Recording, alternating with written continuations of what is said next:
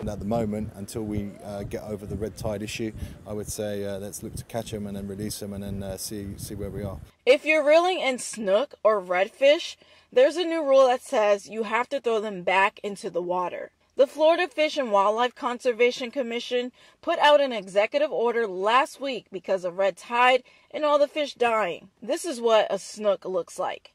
And this is what a redfish, also known as a red drum, looks like. Now, the rule is temporary, and it's in effect for north of Anna Maria Island in Manatee County all the way to Gordon Pass in Collier County. If you're fishing outside of those boundaries, then the rule doesn't apply to you.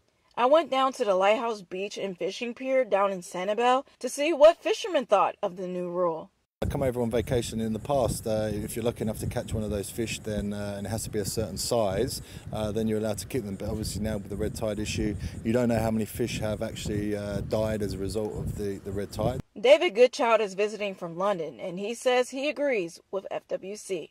So as far as I'm concerned, I think it's a good thing on the basis that gives the people an opportunity to try and calculate how many fish have been lost, and then obviously make sure that the stocks are good for the future generations and obviously for my children to come and fish.